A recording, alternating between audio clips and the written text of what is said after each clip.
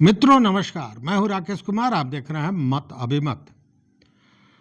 मित्रों, बिहार में भूमि सर्वेक्षण चल रहा है और इस सर्वेक्षण को लेकर रोज नए नियम, नई व्यवस्था देखने को मिल रही है।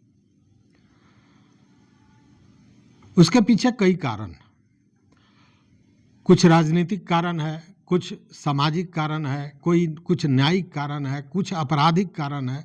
मतलब कि सरकार अपनी जमीन निकालना चाह रही थी, सरकार भूमि विवादों को कम करना चाह रही थी, सरकार भूमि विवाद के चलते न्यायालयों पर जो दबाव है उसको कम करना चाह रही थी, सरकार पुलिस पर जो आपराधिक मामले जो होते हैं भूमि विवाद को लेकर उससे जो दबाव बना हुआ है, जो केसेस सैकड़ों की संख्या में, हजारों की संख्या में पड़े हुए हैं, उसको कम करना चाह रही थी और उसके लिए भूमि सर्वेक्षण कराना आवश्यक था।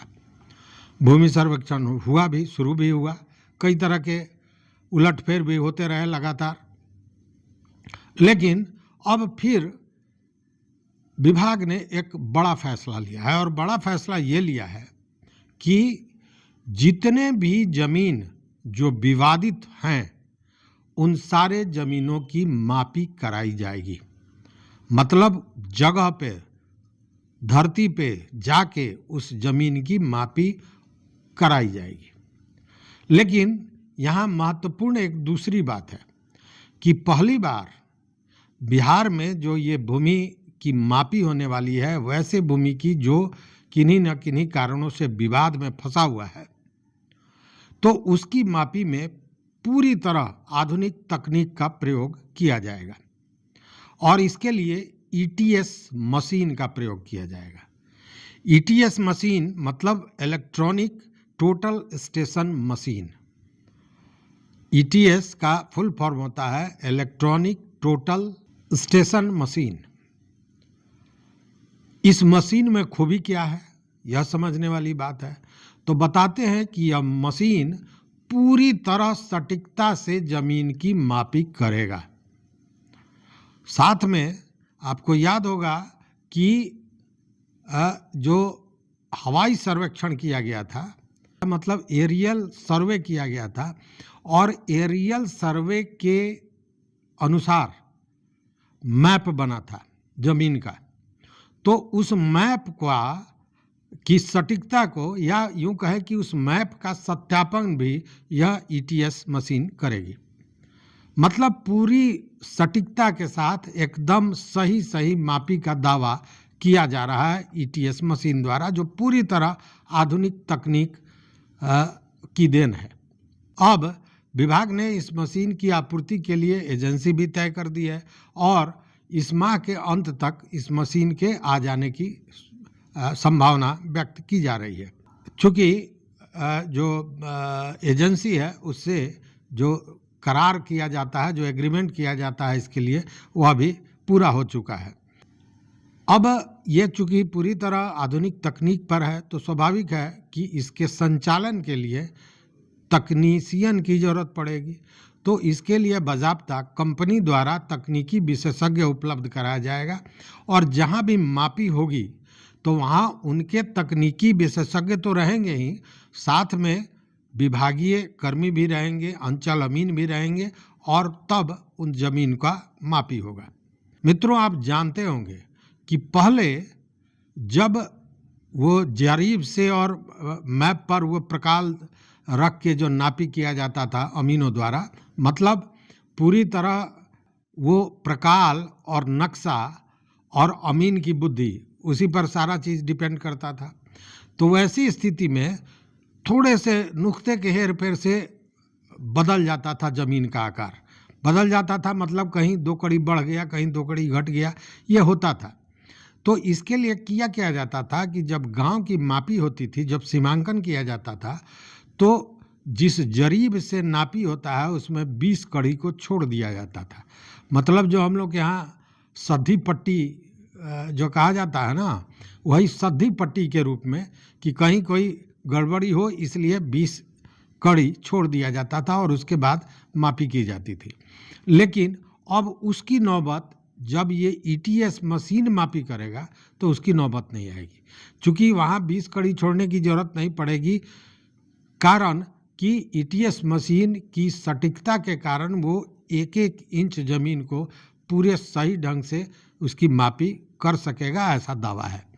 अब जब फील्ड में आएगा तो देखा जाएगा कि व्यवहारिक पक्ष क्या है, लेकिन ये दावा किया जा रहा है कि पूरी सटीकता से वो जमीन की मापी करेगा। अब मापी होगी, मापी के बाद जो एरियल से सर्वे के द्वारा मैप बना है उसका सत्यापन भी हो जाएगा, और उसके बाद जो ज़मीन आपका है वहाँ पे बाज़ाब्ता जीपीएस द्वारा उस ज़मीन का यूँ कहें कि नक्शा तैयार होगा। मतलब कि पहले ज़मीन की पहचान होती थी इस तरह कि फलाने के ज़मीन के बाद मेरा ज़मीन है, या वो जो पीपल का पेड़ है उसके बाद वाला ज़मीन मेरा है, जो मेड़ है वो हमारे ज़मीन में है, या ज़मीन का जो भूखंड होता था उसका कुछ नामकरण कर दिया जाता था और उस आधार पर ज़मीन की पहचान की जाती थी। लेकिन अब वो समस्या नहीं होगी, चाहे वो पीपल का पेड़ टूट जाए या कोई उस मेड़ को काट ले, फिर भी ज़मीन की सटीकता में कोई अंतर इसलिए नहीं होगा कि वो मैप जो होगा, वो ज़मीन का पर्टिकुलर ज़मीन का जो मैप होगा वह बजाबते जीपीएस द्वारा होगा। वो कितने देशांतर पर है, कितने अक्षांश पर है, किस डिग्री पर है, इन सारे चीज़ों का ब्यौरा रहेगा और तब उसको अपलोड किया जाएगा। विभागीय जो वेबसाइट है उस पर भी वो अपलोड मिलेगा, और जो ज़मीन का मालिक है उसको ज़मीन की पहचान में ज़मीन के चौहद्दी मतलब ज़मीन का जो चारों कोना है, जो एरिया है, उसको उसकी पहचान में लेस मात्र भी अंतर नहीं होगा, चूँकि वो जीपीएस द्वारा तैयार होगा और वही अपलोड भी होगा। वेबसाइट पर भी, जो विभागीय वेबसाइट है उस पर वही दिखेगा, बस वो अक्षांश और देशांतर पर आप खड़े हो जाएं, वो ज़मीन आपकी है। तो इस तरह ज़मीन की पहचान भी की जाएगी और इसमें लोकेशन के भूलने की स्थिति पूरी तरह समाप्त हो जाएगी। तो ये एक नया तकनीक देखने को मिलेगा और इसकी तैयारी लगभग विभाग ने पूरी कर ली है। विभागीय सूत्रों की माने तो अब फरवरी माह के अंत तक मशीन भी, ईटीएस मशीन भी आ जाएगा और उसके बाद इस काम को शुरू किया जाएगा। जितने भी विवादित ज़मीन है उसकी नापी की जाएगी और उसके पीछे उद्देश्य यही है कि ये जो विवादित ज़मीनों पर झगड़े होते हैं, जो बवेला होता है, जो मार पीट और तमाम आपराधिक घटनाएं होती हैं, इन सारे विवादों से परमानेंट उसकी मुक्ति हो जाए, और इसीलिए ये सारी चीज़ें, ये सारी कवायद विभाग द्वारा की जा रही है।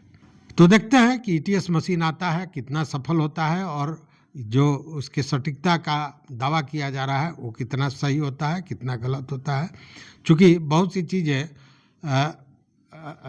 थ्योरेटिकल दूसरा होता है, लेकिन जब प्रैक्टिकल में आता है, जब सरजमीन पर वो चीज़ उतरता है तो बहुत सी खामियां भी नज़र आती हैं। लेकिन देखते हैं आगे क्या होता है। तो इस वीडियो में बस इतना ही। आप भी देखते रहिए मत अभिमत। मित्रों, चैनल पर नए हो तो सब्सक्राइब कीजिए, लाइक कीजिए, दोस्तों के साथ शेयर कीजिए, और इस पर अगर आपके दिमाग में कोई बात हो, कोई विचार हो, कोई मत हो तो ज़रूर दीजिए हमारे कमेंट बॉक्स में। देखते रहिए मत अभिमत। बहुत बहुत धन्यवाद, कोटिशः आभार।